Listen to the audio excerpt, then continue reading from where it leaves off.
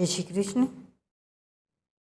यो मां जमनादिं च वेत्ति लोकमहेश्वरम् असम्मूढः स मतर्येषु सर्वपापे प्रमुच्यते। अध्याय 10 श्लोक 3 व्याख्या। यो मां जमनादिं च वेत्ति लोक महेश्वरम। पीछे के श्लोक में भगवान के प्रकट होने को जानने का विषय नहीं बताया है। इस विषय को तो मनुष्य भी नहीं जानता, पर जितना जानने से मनुष्य अपना कल्याण कर ले उतना तो वह जान ही सकता है।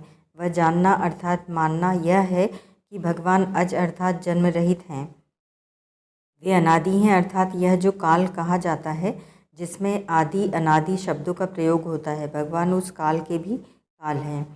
उन कालातीत भगवान में काल का भी आदि और अंत हो जाता है। भगवान संपूर्ण लोकों के महान ईश्वर हैं, अर्थात स्वर्ग पृथ्वी और पाताल जो त्रिलोकी है तथा उस त्रिलोकी में जितने प्राणी हैं उन प्राणियों पर शासन करने वाले अलग अलग अधिकार प्राप्त जितने ईश्वर मालिक हैं उन सब ईश्वरों के भी महान ईश्वर भगवान हैं। इस प्रकार जानने से अर्थात श्रद्धा विश्वास पूर्वक दृढ़ता से मानने से मनुष्य को भगवान के अज अविनाशी और लोक महेश्वर होने में कभी किंचन मात्र भी संदेह नहीं होता। असम्मूढ़ स मतर्येषु सर्व पापे प्रमुच्यते। भगवान को अज अविनाशी और लोक महेश्वर जानने से मनुष्य पापों से मुक्त कैसे होगा। भगवान जन्म रहित है, नाश रहित है, अर्थात उनमें कभी किंचन मात्र भी परिवर्तन नहीं होता। वे अजन्मा तथा अविनाशी रहते हुए ही सबके महान ईश्वर हैं। वे सब देश में रहने के नाते यहाँ भी हैं, सब समय में होने के नाते अभी भी हैं, सबके होने के नाते मेरे भी हैं और सबके मालिक होने के नाते मेरे अकेले के भी मालिक हैं।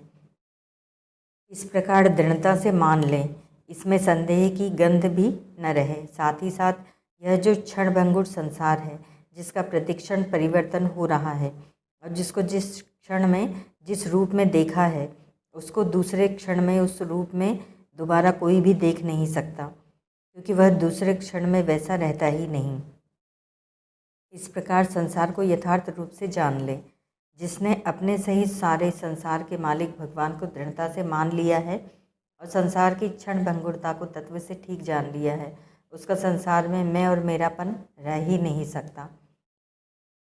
प्रत्युत एकमात्र भगवान में ही अपनापन हो जाता है, तो फिर वह पापों से मुक्त नहीं होगा तो और क्या होगा। ऐसा मूढ़ता रहित मनुष्य ही भगवान को तत्व से अज अविनाशी और लोक महेश्वर जानता है और वही सब पापों से मुक्त हो जाता है। उसके क्रियमाण संचित आदि संपूर्ण कर्म नष्ट हो जाते हैं। मनुष्य को इस वास्तविकता का अनुभव करने की आवश्यकता है, केवल तोते की तरह सीखने की आवश्यकता नहीं। तोते की तरह सीखा हुआ ज्ञान पूरा काम नहीं देता। असम्मूढ़ता क्या है? संसार शरीर किसी के भी साथ कभी रह नहीं सकता तथा कोई भी संसार के साथ कभी रह नहीं सकता और परमात्मा किसी से भी कभी अलग हो ही नहीं सकते और कोई भी परमात्मा से कभी अलग हो नहीं सकता।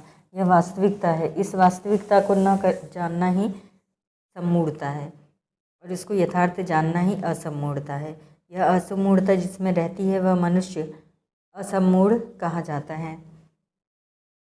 ऐसा असम्मूढ़ मनुष्य मेरे सगुण निर्गुण साकार निराकार रूप को तत्व से जान लेता है तो उसे मेरी लीला रहस्य प्रभाव ईश्वरीय आदि में किंचन मात्र भी संदेह नहीं रहता। परिशिष्ट भाव 9वें अध्याय के 24वें श्लोक में भगवान ने व्यतिरेक रीति से कहा कि जो मेरे को नहीं जानता उसका पतन हो जाता है, और यहाँ अन्वय रीति से कहते हैं कि जो मेरे को जानता है वह संपूर्ण पापों से मुक्त हो जाता है। यहाँ व्यक्ति का अर्थ है दृढ़तापूर्वक संदेह रहित स्वीकार कर लेना, क्योंकि भगवान को इंद्रिय मन बुद्धि से जान नहीं सकते।